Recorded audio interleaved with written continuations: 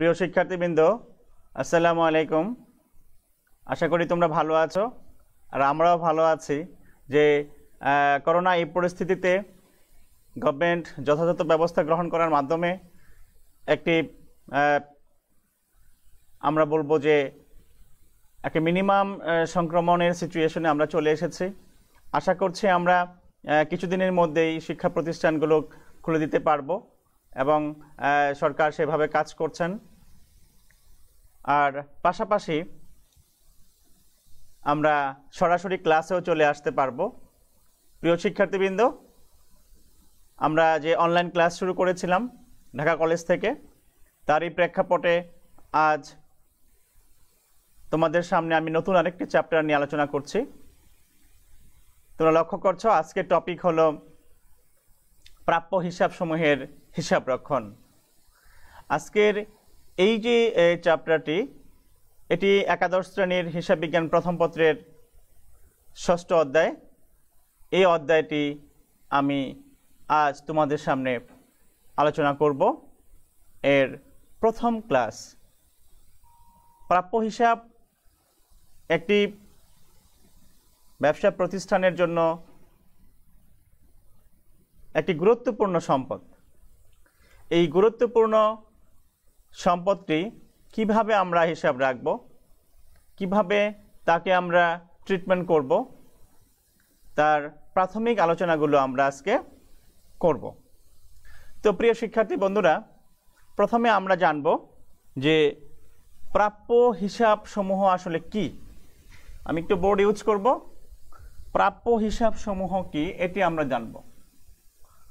প্রাপ্য হিসাব সমূহের ধারণা। আমরা প্রথমে প্রাপ্য হিসাব সমূহের ধারণা নিব। আসলে প্রাপ্য হিসাব সমূহ কি এটি বোঝার চেষ্টা করব। তো আমরা যদি বলি যে কোনো একটি ব্যবসা প্রতিষ্ঠানে যদি ধারে পণ্য বিক্রয় করা হয় বা ধারে সেবা প্রদান করা হয়, তাহলে খরিদ্দারের নিকট আমরা কি করব? কিছু অর্থ পাবো, কিছু টাকা পাবো।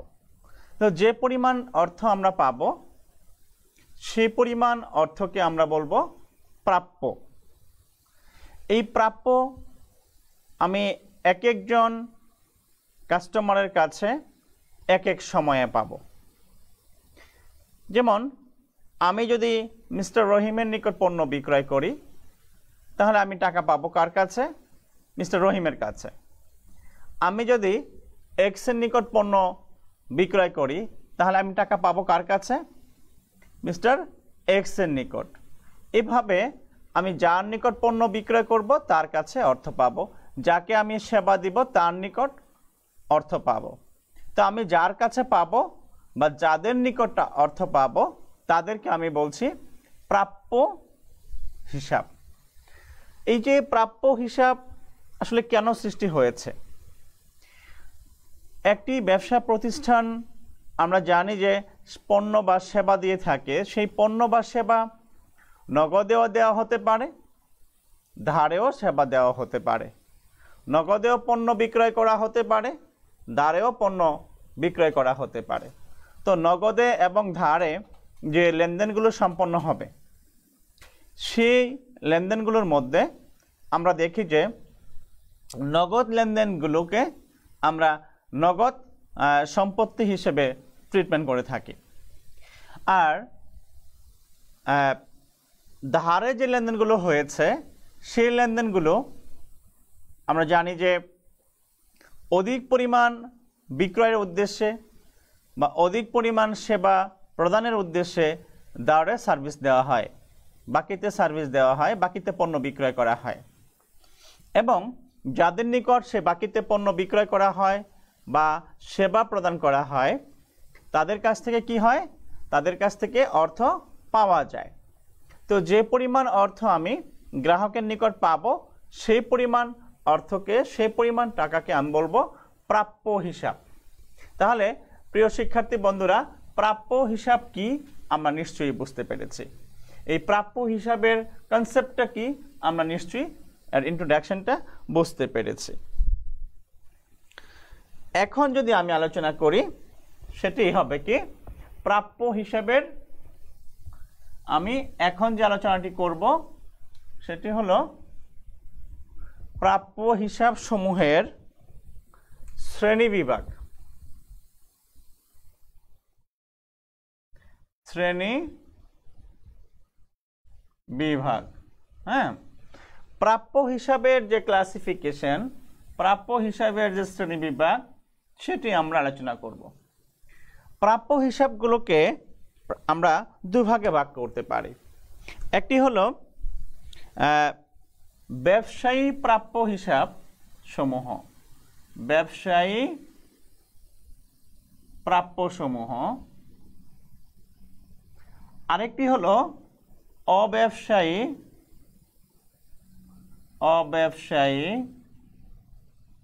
প্রাপ্য। তাহলে কি হলো, প্রাপ্য সমূহকে আমি দুভাগে ভাগ করছি। প্রাপ্য যে অ্যামাউন্টগুলো সেগুলোকে আমি দুটি ক্লাসে বিভক্ত করছি। একটি হলো ব্যবসায়ী প্রাপ্য সমূহ, আরেকটি হলো অব্যবসায়ী প্রাপ্য সমূহ। এখন এই ব্যবসায়ী প্রাপ্য সমূহ কোনগুলো আর অব্যবসায়ী প্রাপ্য সমূহ কোনগুলো আমি এখন সে বিষয়ে তোমাদের সামনে বিস্তারিত তুলে ধরার চেষ্টা করব। তো প্রিয় শিক্ষার্থী বন্ধুরা, আমরা তাহলে ব্যবসায়ী প্রাপ্য সমূহ কি সেগুলো নিয়ে এখন আলোচনা করতে চাই। তোমরা জানো যে ব্যবসায়ী প্রাপ্য সমূহ হলো মূলত ধারে বিক্রয় থেকে সৃষ্টি হবে। ব্যবসায়ী প্রাপ্য সমূহ কি থেকে সৃষ্টি হবে? ধারে বিক্রয় থেকে সৃষ্টি হবে বা ধারে সেবা প্রদানের মাধ্যমে সৃষ্টি হবে। তো এই ধারে যে আমি পণ্য বিক্রয় করছি, ধারে যে আমি সেবা দিচ্ছি, সেজন্য যে হিসাবের সৃষ্টি হচ্ছে তাকে আমি বলবো প্রাপ্য হিসাব। প্রাপ্য হিসাব। তাহলে কি হচ্ছে, ব্যবসায়ী যে প্রাপ্য সমূহ আছে সেই ব্যবসায়ী প্রাপ্য সমূহকে আমি দুই ভাগে আমি বিভক্ত করছি। এখানে কি হিসাবে? প্রাপ্য হিসাবে। আর এই ব্যবসায়ী প্রাপ্য সমূহকে আরেকটি নামে আমি বিভক্ত করতে পারি, সেটি হলো কি প্রাপ্য নোট। প্রাপ্য নোট। প্রশ্ন হলো যে এই যে আমি ব্যবসায়ী প্রাপ্য সমূহকে দুই ভাগে ভাগ করলাম, একটি প্রাপ্য হিসাব আরেকটি হলো প্রাপ্য নোট। আমি প্রাপ্য হিসাব বলতে আসলে কি বুঝি এখন এটি জানার চেষ্টা করব, আর প্রাপ্য নোট বলতে কি বোঝায় এটিও আমি জানব। তো এই যে প্রাপ্য হিসাব, সে প্রাপ্য হিসাব আসলে কি? আমি যাদের নিকট, আমি যে ক্রেতার নিকট, যাদের নিকট আমি কি পাবো? অর্থ পাবো, তাদেরকে আমি একসাথে বলছি প্রাপ্য হিসাব। আগে আমরা বলতাম দেনাদার হিসাব। তো সেই দেনাদার হিসাব আসলে দেনাদার হলো কে? যার নিকট টাকা পাবো সে। আর এই দেনাদার সৃষ্টি হতো কিসের মাধ্যমে? পণ্য বিক্রয় বা সেবার মাধ্যমে। আমরা সেই দেনাদার হিসাবকে আমরা একটু এখন আধুনিক পদ্ধতিতে আমরা বলছি কি প্রাপ্য হিসাব। এর পূর্ব নাম ছিল দেনাদার হিসাব। দেনাদার হিসাব। এটাকে আমরা, এই প্রাপ্য হিসাবকে আমরা দেনাদার হিসাব বলি। আবার আরেকটি নাম আছে তার, সেটি হলো কি পুস্তক ঋণ। পুস্তক ঋণ। তাহলে প্রাপ্য হিসাব যাদের কাছে টাকা পাওয়া যাবে, দেনাদার হিসাব যাদের নিকট টাকা পাওয়া যাবে, পুস্তক ঋণ বা বুক ডেট, হ্যাঁ, এটিও সেম জিনিস, প্রাপ্য হিসাব, যার নিকট টাকা পাওয়া যাবে। তো এখন যাদের নিকট আমি ধারে পণ্য বিক্রয় করলাম তার কাছে আমি অর্থ পাবো বা টাকা পাবো, তাকে আমি বলছি প্রাপ্য হিসাব। আর প্রাপ্য হিসাব হলো মূলত সেই ব্যক্তি বা প্রতিষ্ঠান যাদের নিকট আমি টাকা পাবো তাদের সাথে আমার জাস্ট লেনদেন হয়েছে, দ্বারা লেনদেন হয়েছে, কিন্তু কোনো লিখিত ডকুমেন্টস তৈরি হয়নি। দ্বারে যে লেনদেন সম্পন্ন হয়েছে, যার নিকট আমি অর্থ পাবো, তাকে বলছি প্রাপ্য হিসাব বা দেনাদার হিসাব বা পুস্তক ঋণ। এখন যে প্রশ্নটি সেটি হলো যে প্রাপ্য নোট। প্রাপ্য নোট এটি আবার কি? প্রাপ্য নোট হলো আমি যার নিকট অর্থ পাবো বা টাকা পাবো, যাকে আমি বলছি প্রাপ্য হিসাব, এই প্রাপ্য হিসাবের সাথে যদি আমার লিখিত কোনো ডকুমেন্টস তৈরি হয়, প্রাপ্য হিসাবের সাথে যদি আমার কোনো এগ্রিমেন্ট হয় যে সে আমাকে এই পরিমাণ অর্থ এত সময়ের মধ্যে পরিশোধ করবে, তাহলে তাকে আমি বলবো প্রাপ্য নোট। তাহলে কি হচ্ছে? ধারে পণ্য বিক্রয় করার সময় বা সেবা প্রদানের ক্ষেত্রে প্রাপ্য হিসাবের সৃষ্টি হচ্ছে। প্রাপ্য হিসাব যিনি বা যারা, তাদের সাথে যদি কোম্পানির লিখিত চুক্তিপত্র তৈরি হয় যে তার নিকট এত টাকা পাওয়া যাবে এবং সে এই অর্থ এতদিনের মধ্যে পরিশোধ করতে বাধ্য থাকিবে, এরকম যদি কোনো লিখিত ডকুমেন্টস তৈরি করা হয়, তখন তাকে আমি কেবলমাত্র বলবো কি প্রাপ্য নোট। ঠিক আছে? তাহলে প্রাপ্য নোট হলো একটি লিখিত দলিল বা ডকুমেন্টস, আর প্রাপ্য হিসাব হলো দ্বারে লেনদেন সম্পন্ন হয়েছে বাট কোনো লিখিত ডকুমেন্টস নাই, তাকে আমি বলছি প্রাপ্য হিসাব। এবং এই দুটো যে হিসাব, এই দুটো হিসাব হলো মূলত আমার পণ্য বিক্রয়ের ক্ষেত্রে বা সেবা প্রদান করার ক্ষেত্রে সৃষ্টি হয়। আর এই দুই হিসাবকেই আমি আসলে বলবো কি ব্যবসার জন্য চলতি সম্পদ। ব্যবসার জন্য কি এটি? চলতি সম্পদ। প্রিয় শিক্ষার্থী বন্ধুরা, তাহলে নিশ্চয়ই তোমরা বুঝতে পেরেছো যে প্রাপ্য হিসাব কি, প্রাপ্য নোট কি। আমরা এখন দ্বিতীয় যে ক্লাসিফিকেশন ছিল সেখানে যাব। সেটা কি ছিল? আমরা জানি যে কোনো একটি ব্যবসা প্রতিষ্ঠানে যে লেনদেনগুলো সম্পন্ন হয়, সেই লেনদেনগুলোর মধ্যে আমরা দেখেছি যে কিছু ব্যবসায়িক লেনদেন থাকে।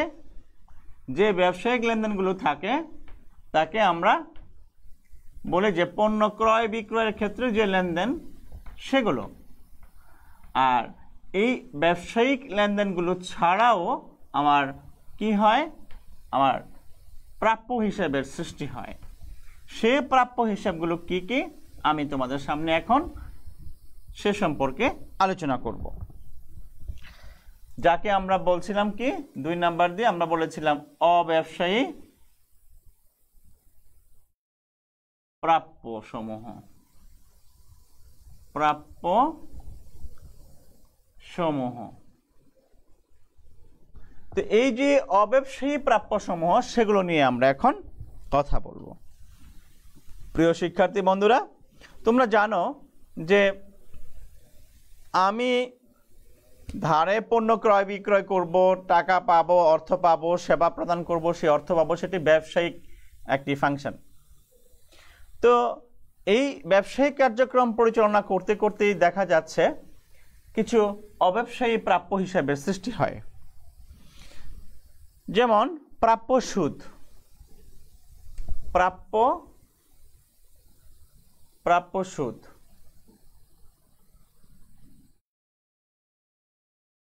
প্রাপ্য সুদ বা প্রাপ্য লভ্যাংশ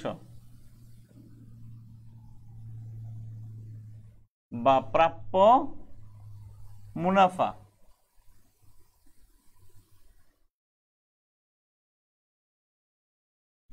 তো এই যে প্রাপ্য সুদ, প্রাপ্য লভ্যাংশ বা প্রাপ্য মুনাফা, এটি আমার একটি অব্যবসায়ী প্রাপ্য হিসাব। মূলত আমি বিজনেস করি, পণ্য ক্রয় বিক্রয় করার মাধ্যমে প্রফিট করব। কিন্তু এই কাজটি আমার ব্যবসায়িক কাজ হলেও এই কাজগুলো করতে যে আমার কিছু লেনদেন হয়, কিছু ফাংশন হয়, যে ফাংশনগুলোর মাধ্যমে, যে অ্যাক্টিভিটিসগুলোর মাধ্যমে প্রাপ্য লভ্যাংশের সৃষ্টি হতে পারে, প্রাপ্য সুদের সৃষ্টি হতে পারে, যাকে আমরা প্রাপ্য মুনাফাও বলতে পারি। তো এই যে এটি হলো আমার অব্যবসায়ী প্রাপ্যসমূহ, এর একটি উদাহরণ। আরেকটি বলতে পারি যে আমি যদি বীমা কোম্পানির নিকট কোনো টাকা পাই, যে বীমা কোম্পানির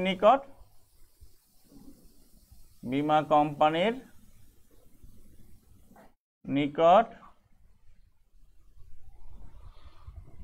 প্রাপ্য,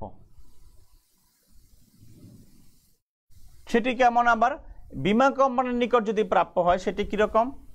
প্রিয় বন্ধুরা, তোমরা জানো যে ব্যবসা প্রতিষ্ঠান পরিচালনা করতে গেলে বিভিন্ন ধরনের ঝুঁকির সৃষ্টি হতে পারে। তো এই ঝুঁকিগুলোকে ফেস করার জন্য, এই ঝুঁকিকে মোকাবেলা করার জন্য কি করা হয়? ইন্স্যুরেন্স করা হয়। তো যে ইন্স্যুরেন্স করা হয়, সেই ইন্স্যুরেন্স কোম্পানি যদি কোনো আমার ক্ষতি হয়, সেই ক্ষতিগুলো পূরণ করে দেয়। আর এই ক্ষতিপূরণ করার জন্য তারা কি করে? ক্ষতিপূরণ করার জন্যই তারা এই ইন্স্যুরেন্সের ব্যবস্থা করে থাকে। তো এখন আমার ব্যবসা প্রতিষ্ঠান যদি কোনো কারণে এরকম বীমা কোম্পানির নিকট অর্থ পাওয়ার অধিকার সৃষ্টি করে বা টাকা পাবে বলে নিশ্চিত হয়, তাহলে আমরা তাকে বলছি বীমা কোম্পানির নিকট প্রাপ্য। এটাও এক ধরনের প্রাপ্য হিসাবের মধ্যে অন্তর্ভুক্ত হবে। তারপরে 3 নম্বর, কোম্পানির যারা কর্মচারী আছে, কোম্পানির যারা কর্মচারী বা কর্মকর্তা, সেই কর্মচারীকে বিভিন্ন কারণেই অগ্রিম প্রদান করা হয়। অগ্রিম প্রদান করা হয় সেটি কি? যেমন কর্মচারীকে প্রদত্ত অগ্রিম।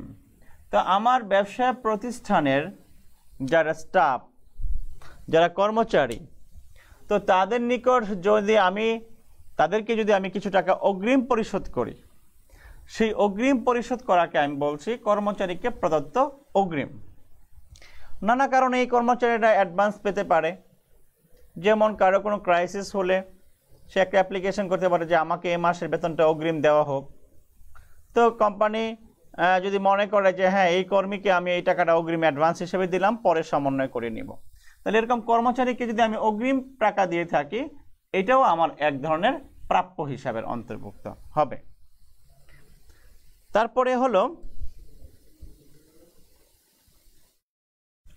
সরবরাহকারীকে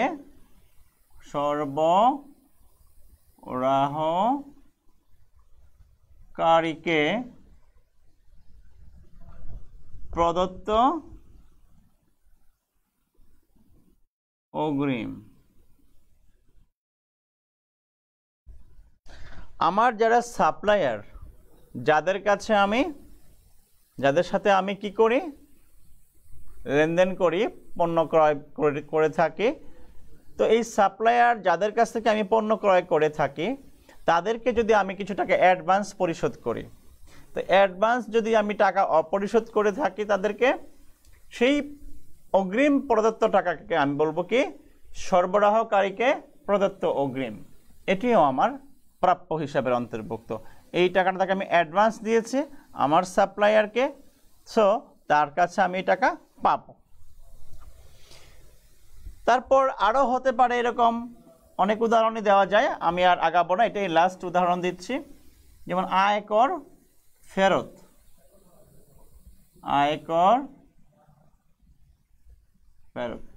আমি গভর্নমেন্টকে যদি আয়কর দেই, আমি যেটা কোম্পানি হই, আমার এই কোম্পানি যদি সরকারকে আয়কর দিয়ে থাকে আর সেখানে যদি কিছু অতিরিক্ত আয়কর পরিশোধ করা হয়ে থাকে, সেই টাকা আমি গভর্নমেন্টের কাছে ফেরত পাবো।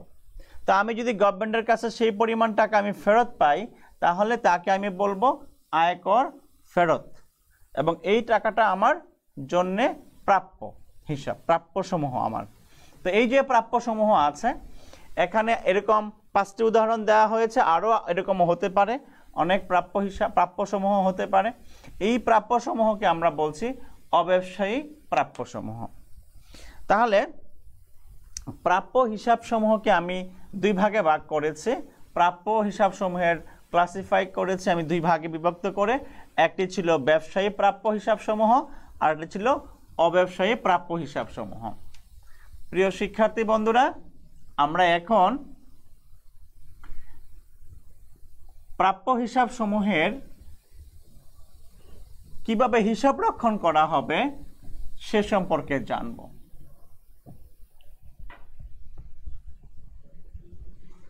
প্রাপ্য হিসাবসমূহের হিসাব রক্ষণের সিস্টেমগুলো আমরা জানব, যে কিভাবে প্রাপ্য হিসাবসমূহকে হিসাব রক্ষণ করা হবে।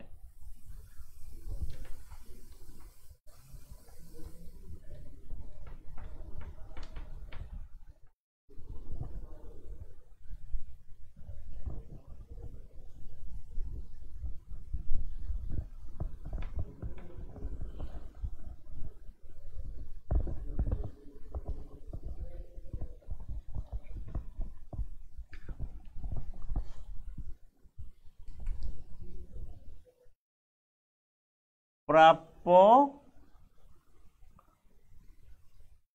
হিসাব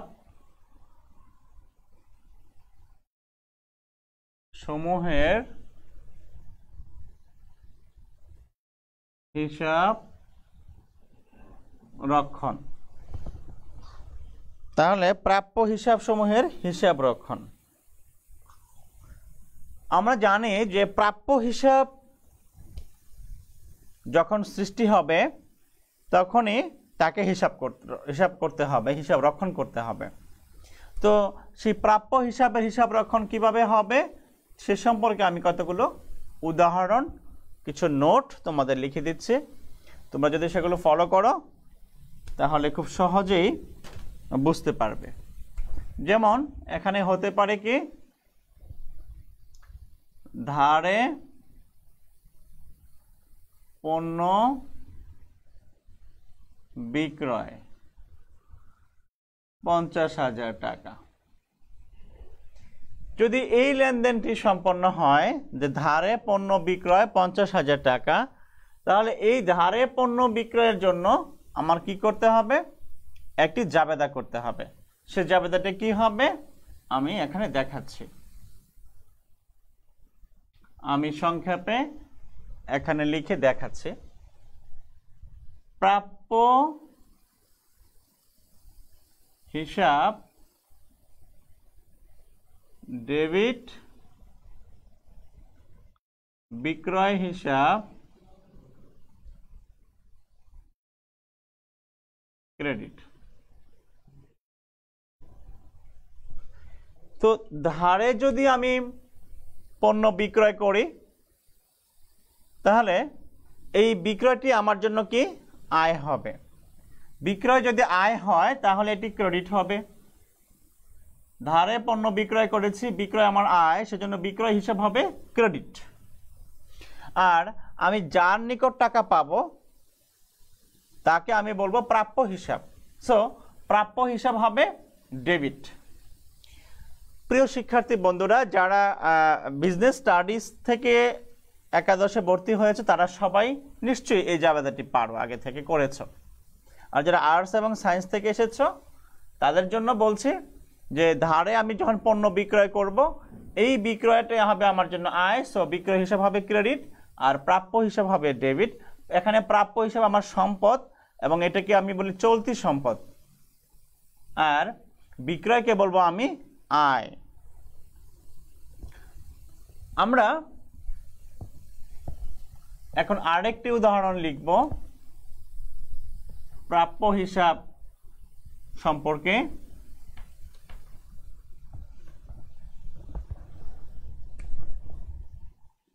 ধারে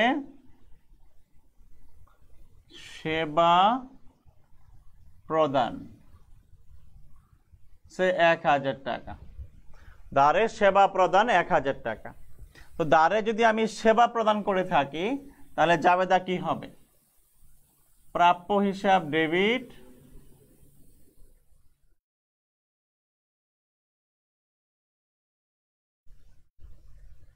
সেবা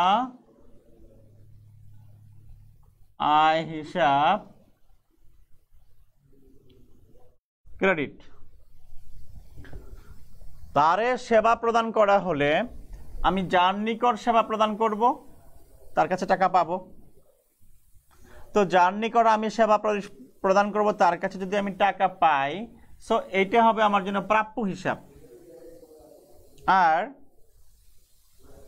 এই সেবা প্রদান করার কারণে আমার আয় হয়েছে, রেভিনিউ হয়েছে, সেজন্য আমি এই রেভিনিউকে, এই আয়কে বলবো সেবা আয় হিসাব।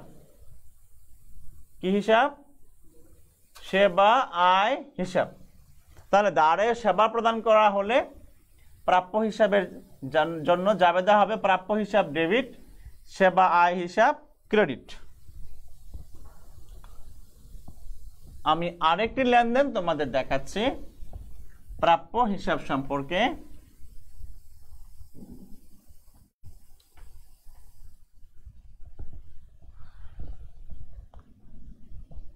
বিক্রয় ফেরত। বিক্রয় ফেরত। বিক্রয় ফেরত যদি হয় তাহলে আমি বিক্রয় যখন করেছিলাম তখন হয়েছিল ক্রেডিট, আর বিক্রয় ফেরত যদি আসে তাহলে হবে ডেবিট। বিক্রয় ফেরত হবে কি? ডেবিট।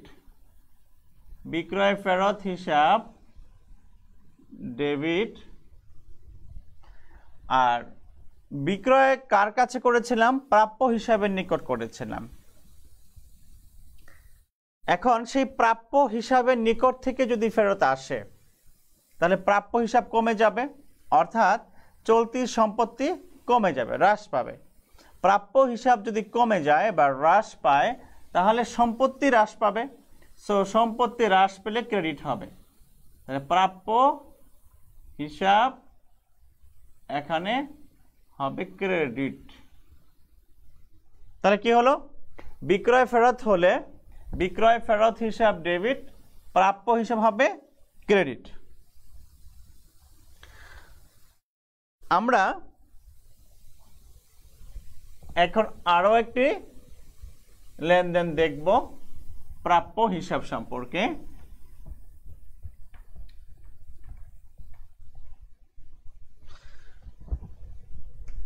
প্রাপ্য হিসাবের নিকট থেকে প্রাপ্য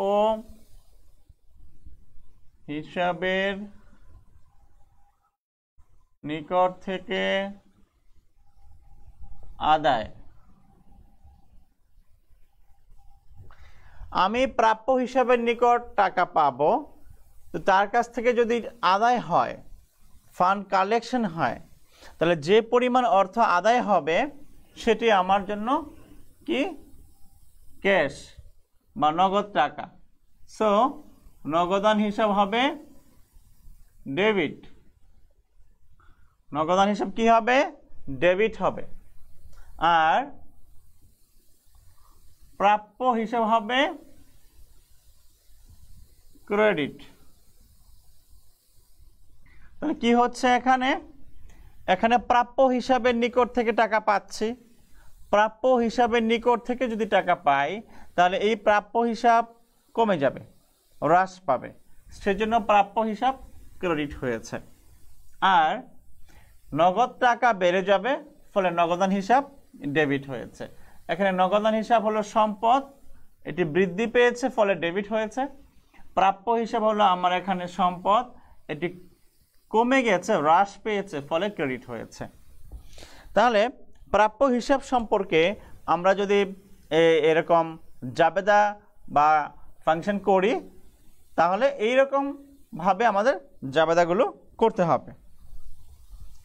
প্রাপ্য হিসাবের যে হিসাব রক্ষণ প্রণালী আছে, হিসাব রক্ষণ পদ্ধতিগুলো আছে, এখন আমরা সেগুলো আরেকটু ডিপলি দেখার চেষ্টা করব। প্রাপ্য হিসাবের সাথে জড়িত খুব গুরুত্বপূর্ণ একটি টার্ম হলো অনাদায়ী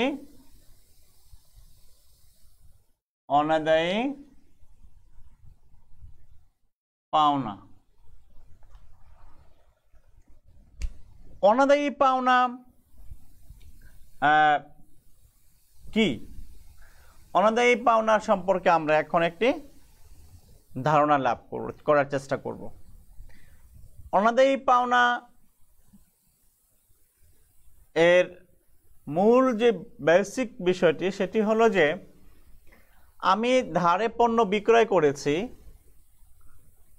বা ধারে সেবা প্রদান করেছি, যার নিকট আমি সেবা প্রদান করেছি বা যাদের নিকট আমি পণ্য ধারে বিক্রয় করেছি বা সেবা প্রদান করেছি, তাদের কাছ থেকে সবসময় সব বকেয়া টাকা আদায় হয় না। সম্পূর্ণ বকেয়া টাকা আদায় হয় না, কিছু না কিছু টাকা অনাদায়ী থাকে। তো যে পরিমাণ অর্থ আদায় করা সম্ভব নয় বা আদায় হবে না বলে আমি ধারণা করছি বা আমি নিশ্চিত যে এই পরিমাণ অর্থ আদায় করা যাচ্ছে না, তখন আমি তাকে বলবো, সেই অ্যামাউন্টটাকে বলবো অনাদায়ী পাওনা। আমি আবার বলছি, এটি আদায় হয় না। প্রাপ্য হিসাব মানে আদায় হবে। প্রাপ্য হিসাব কি? আদায় হবে। আমি টাকা পাবো, যার নিকট পাবো বা যাদের নিকট পাবো তাদেরকে বলছি প্রাপ্য হিসাব। এখন এই প্রাপ্য হিসাবের নিকট থেকে যে পরিমাণ অর্থ আদায় করা সম্ভব নয় বা আদায় হবে না বলে আমি নিশ্চিত, তাকে আমি বলবো অনাদায়ী পাওনা। আর এর আরো একটি নাম আছে, সেটি হলো কি? কুঋণ। কুঋণ, অনাদায়ী পাওনা, কুঋণ একই জিনিস। হ্যাঁ, আবার কেউ এটাকে বলে অনাদায়ী দেনা। অনাদায়ী দেনা। তো অনাদায়ী দেনা, অনাদায়ী পাওনা, কুঋণ এগুলো প্রায় সেম জিনিস। তাহলে কি হচ্ছে? এই অনাদায়ী পাওনা বা অনাদায়ী দেনা বা কুঋণ এটি আমার কি? আদায় হবে না। সো যেহেতু এটি আদায় হবে না, তাহলে আদায় হয় না। যদি আদায় না হয় তাহলে এটা কি হবে? এটা আমার জন্য নিশ্চিত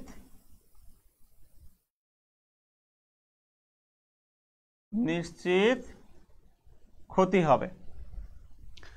অনাদায়ী পাওনা আদায় হয় না, আদায় যদি না হয় তাহলে এটা নিশ্চিত ক্ষতি হবে। আর যদি ক্ষতি হয় তাহলে কি হবে? তাহলে সম্পদ হ্রাস পাবে। সম্পদ হ্রাস পাবে অর্থাৎ আমার এই প্রাপ্য হিসাব সম্পদ, প্রাপ্য হিসাব আদায় যদি না হয় এটি অনাদায়ী পাওনা হয়ে যাবে। আর অনাদায়ী পাওনা হলে এটি নিশ্চিত ক্ষতি হবে। আর ক্ষতি হলে তাকে আমি বলবো এটি কি? সম্পদ হ্রাস পেয়েছে, সম্পদ হ্রাস পেল। তাহলে অনাদায়ী পাওনা সম্পর্কে নিশ্চয়ই একটি ধারণা আমরা পেয়েছি যে অনাদায়ী পাওনা একটি নিশ্চিত ক্ষতি যা আদায় হয় না। এখন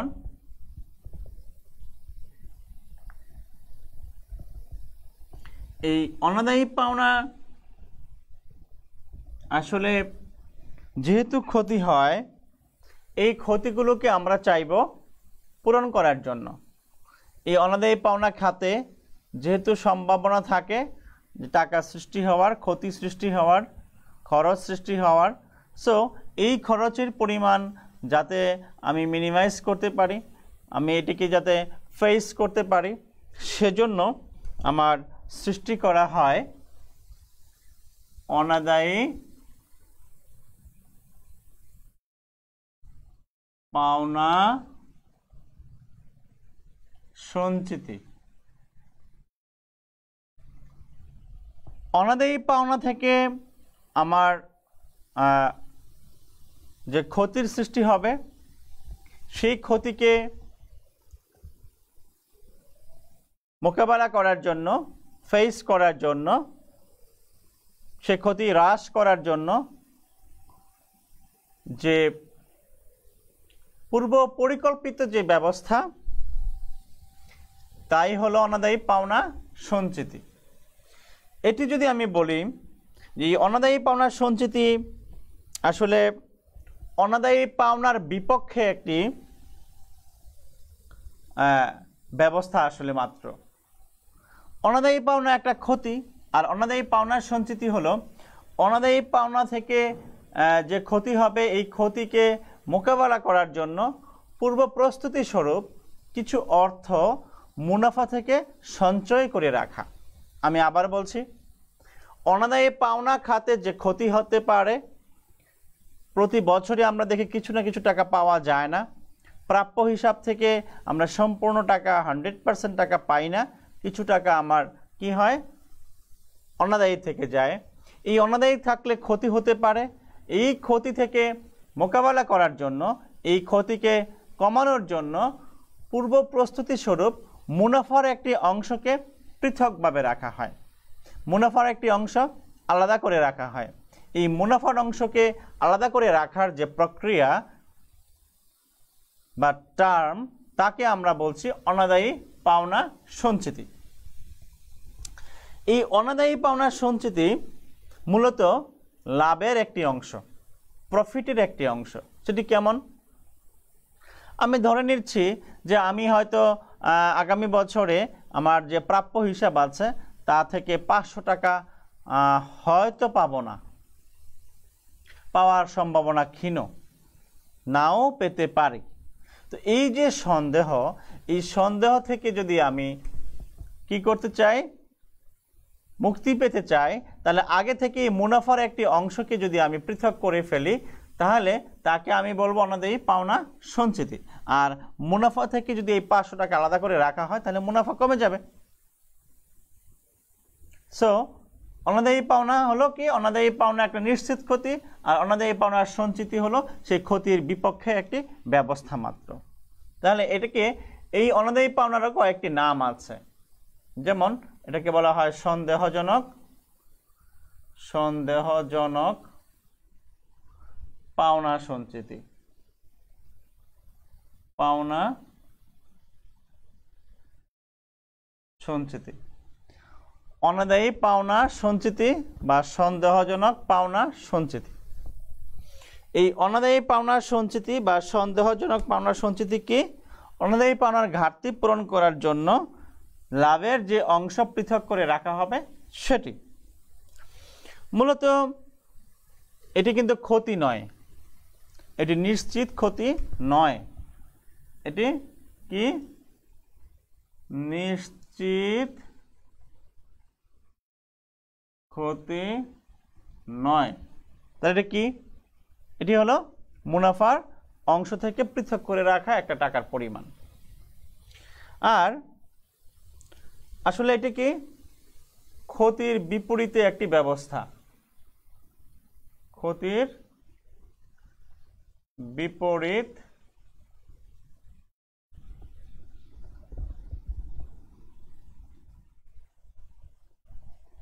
ক্ষতির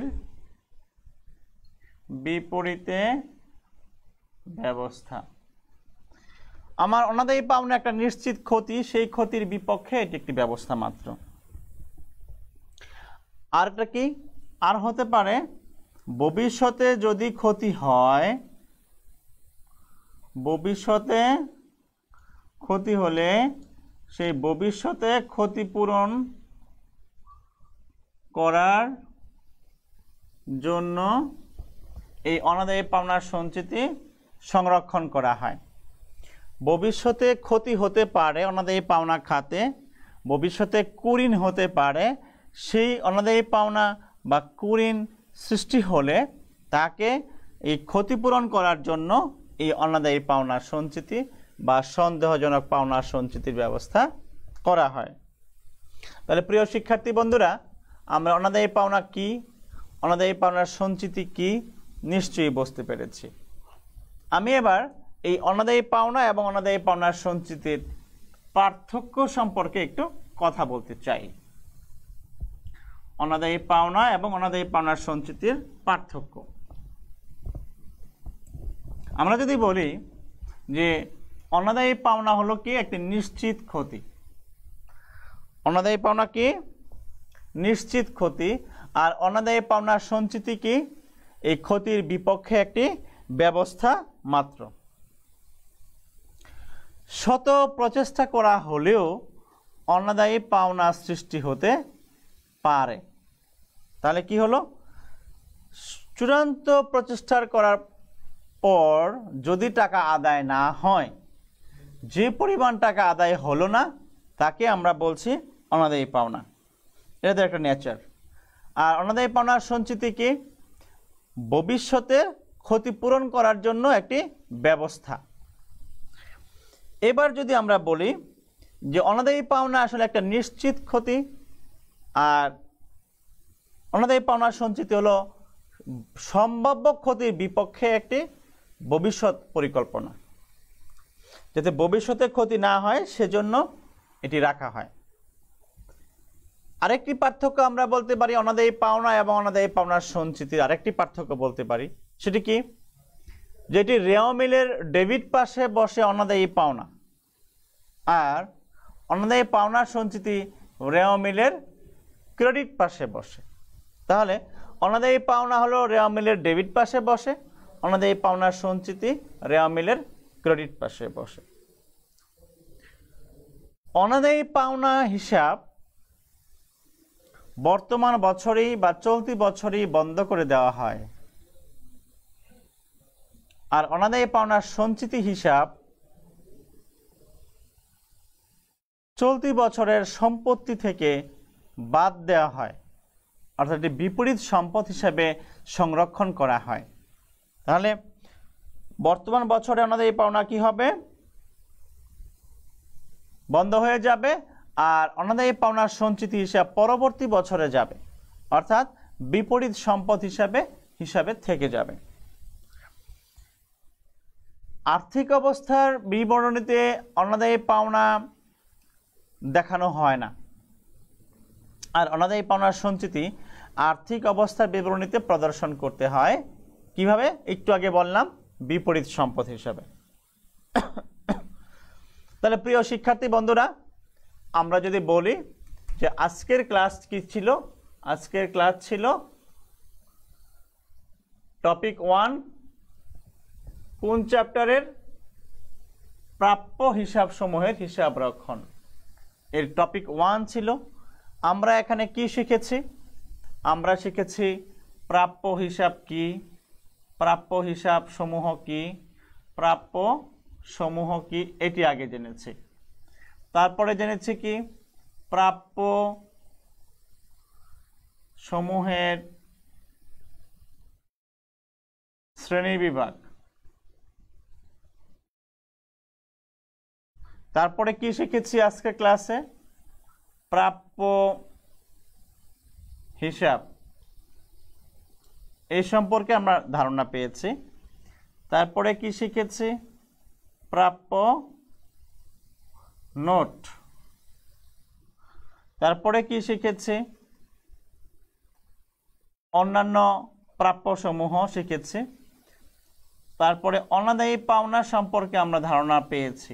অনাদায়ী পাওনা খুব ইম্পর্টেন্ট একটি বিষয়, এই অনাদায়ী পাওনা পরীক্ষায় আসবে, মাস্ট। তারপরে আমরা শিখেছি কি অনাদায়ী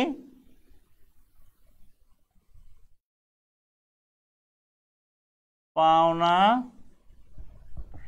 সঞ্চিতি, এটিও পরীক্ষায় মাস্ট আসবে। তাহলে প্রিয় শিক্ষার্থী বন্ধুরা, আমরা দেখি আজকের ক্লাসে, আজকে যে আমার টপিক ছিল প্রাপ্য হিসাব সমূহের হিসাব রক্ষণ, টপিক 1 ছিল, ক্লাস 1 ছিল। এই ক্লাসে, আজকে প্রথম ক্লাসে আমরা প্রাপ্য সমূহ কি এটি জেনেছি, প্রাপ্য সমূহের ক্লাসিফিকেশন করেছি, প্রাপ্য হিসাব কি, প্রাপ্য নোট কি, অনাদায়ী পাওনা কি, অনাদায়ী পাওনার সঞ্চিতি কি, এই সম্পর্কে আমরা ধারণা নিয়েছি এবং এদের পার্থক্য জেনেছি। আগামী ক্লাসে আমরা ইনশাল্লাহ অঙ্কে যাব, সেই প্রত্যাশা রইল। তোমরা সে পর্যন্ত ভালো থাকো, নিরাপদে থাকো, সামাজিক দূরত্ব মেনে চলো। ধন্যবাদ সকলকে।